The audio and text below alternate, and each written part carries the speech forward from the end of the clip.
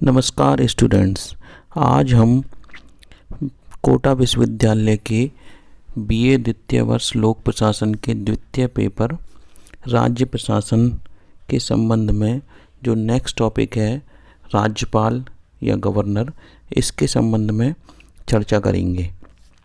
यह टॉपिक बहुत महत्वपूर्ण है और आप अगर पिछले 5 सालों के कोटा विश्वविद्यालय के पेपर अगर आप देखें तो आपको लगभग प्रत्येक वर्ष इस टॉपिक पर छोटे क्वेश्चन, मध्यम क्वेश्चन और जो बड़े क्वेश्चन हैं आपके 500 शब्दों के, उन तीनों प्रकार के क्वेश्चनों में से आपको निश्चित रूप से कोई ना कोई क्वेश्चन इस टॉपिक पर ज़रूर मिलेगा। और इसके साथ साथ जितनी भी प्रतियोगी परीक्षाएं होती हैं उनमें भी जो मल्टीपल चॉइस क्वेश्चन या अन्य जो क्वेश्चन आते हैं उनसे संबंधित क्वेश्चन आपको इस टॉपिक से संबंधित कई क्वेश्चन आपको प्रत्येक कंपटीशन एग्ज़ाम में आपको प्राप्त होंगे, मिलेंगे। तो हम इस टॉपिक को अभी जो फर्स्ट अपना ई लेक्चर है इसमें राज्यपाल के संबंध में जो उसकी नियुक्ति के संबंध में जो संवैधानिक प्रावधान है, उसकी योग्यता के संबंध में, उसकी जो शपथ किस तरीके से लेते हैं, कौन दिलाता है, उनकी कार्यकाल और जो पद मुक्ति है, टेन्योर और रिमूवल, वो किस तरीके से होता है, तो इसके संबंध में अपन इस ई लेक्चर में चर्चा करेंगे। इसके बाद वाले ई लेक्चर में हम राज्यपाल पद की जो पावर्स एंड फंक्शंस हैं, शक्तियाँ और कार्य संविधान में जो वर्णित की गई हैं या जो व्यावहारिक रूप से उसको प्राप्त हैं, उसके बारे में चर्चा करेंगे। और तीसरे जो ई लेक्चर होगा उसमें हम राज्यपाल की जो स्थिति और भूमिका है, positions and role of governor, राज्य प्रशासन में क्या है राज्यपाल का, उसके संबंध में चर्चा करेंगे। तो इस फर्स्ट ई लेक्चर में हम सर्वप्रथम जो राज्यपाल के संबंध में जो उसकी चयन और नियुक्ति और कितने राज्यपाल एक राज्य में होते हैं आदि जो प्रावधान संविधान में वर्णित हैं, उनके संबंध में इस ई लेक्चर में अपन चर्चा करेंगे। तो इसमें देखिए, सबसे पहले तो राज्यपाल की जो संवैधानिक स्थिति है वो भारत के संविधान के अनुच्छेद 153 में यह लिखा हुआ है कि प्रत्येक राज्य में एक राज्यपाल होगा।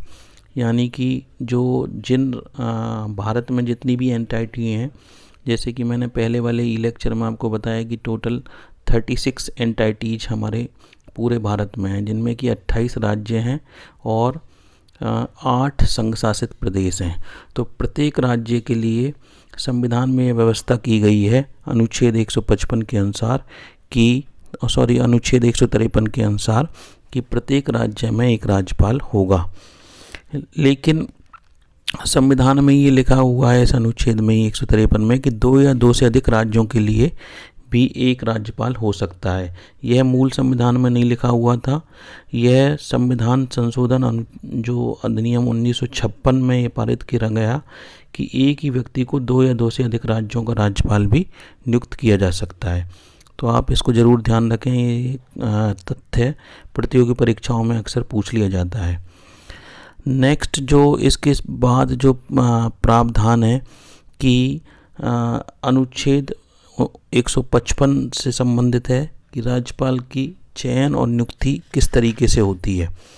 तो इसके संबंध में जो अनुच्छेद 155 है संविधान का, उसमें ये लिखा हुआ है कि राज्यपाल की नियुक्ति राष्ट्रपति अपने हस्ताक्षर तथा मोहर सहित एक अधिपत्र या वारंट द्वारा जारी करेंगे। तो कुल मिला के राज्यपाल की जो नियुक्ति है वो राष्ट्रपति के द्वारा होती है। और इस संबंध में संविधान सभा में काफ़ी वाद विवाद चला कि राज्यपाल की नियुक्ति जो है नाम निर्देशित करी जाए या जनसाधारण द्वारा उसको चुना जाए। लेकिन अंत में डॉक्टर भीमराव अंबेडकर जी और पंडित जवाहरलाल नेहरू और भी कुछ जो संविधान निर्माता थे, उनका यही मत था कि क्योंकि हमारे संविधान में राज्यपाल को नाम मात्र की कार्यपालिका बनाया गया है, इसीलिए उसका जो है नाम निर्देशन ही ठीक रहेगा, नामजद राज्यपाल ही, बजाय कि वो आम जनता द्वारा निर्वाचित किया जाए। क्योंकि आम जनता द्वारा निर्वाचित करने पर उसका जो मुख्यमंत्री भी आम जनता द्वारा निर्वाचित होता है, तो उसमें आपस में संघर्ष होना की संभावना बनी रहेगी। तो ये जैसा कि आप सभी जानते हो, इसी संबंध में आप ये भी समझिए कि बेसिकली राज्य प्रशासन का जो सर्वोच्च पद है वो राज्यपाल ही है।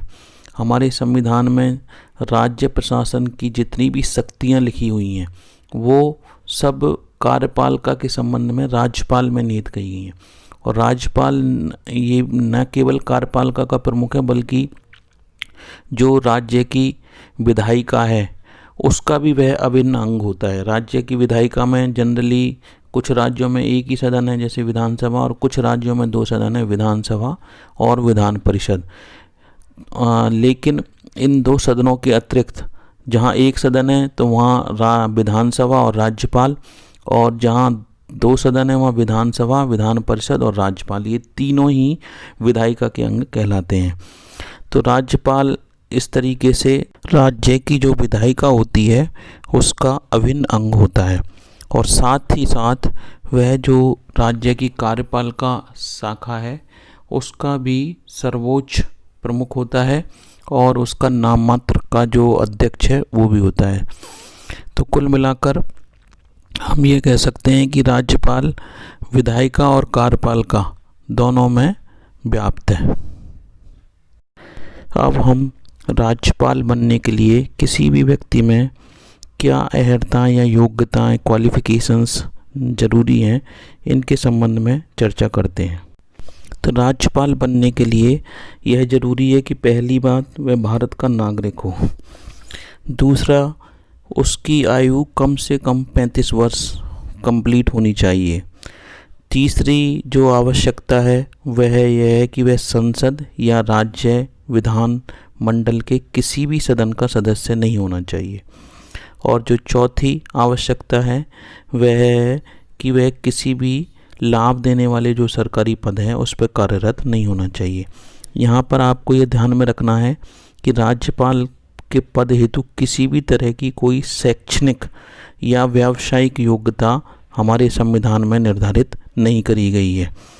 और राज्यपाल अगर किसी सरकारी पद वाला व्यक्ति है, सरकारी कोई नौकरी वाला लोक सेवक, और या कोई जिसकी संसद या विधानसभा के किसी सदन का कोई विधायक या सांसद अगर राज्यपाल बनता है तो उसको बनते ही उस पद से त्यागपत्र देना होगा, तभी वह राज्यपाल का पद ग्रहण कर सकता है।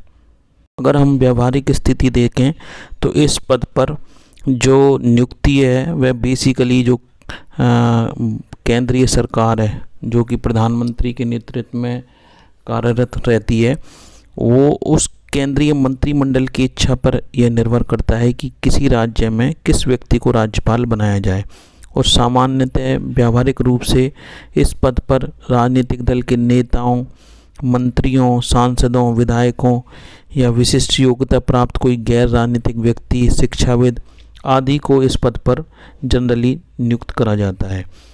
और यह भी एक इस संबंध में एक परंपरा जो कि हमारे संविधान निर्माण के समय से ही चली आ रही है और जिसका आज तक पालन करा जा रहा है, वह यह है कि राज्यपाल जनरली उसी राज्य के व्यक्ति को नहीं बनाया जाता है, सामान्यतः किसी जो दूसरे राज्य का व्यक्ति है उसको राज्यपाल उस राज्य में बनाया जाता है।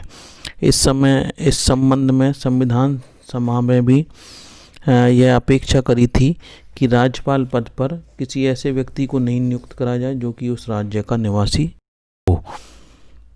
राज्यपाल की नियुक्ति के संबंध में एक दूसरी परंपरा और हमारे रही है शासन में, जिसका कि पालन 1967 तक जो पंडित जवाहरलाल नेहरू या लाल बहादुर शास्त्री के प्रधानमंत्रित्व का जो काल था उसमें उसका पालन करा जाता रहा है, लेकिन उसके बाद उसका पालन नहीं करा जा रहा है।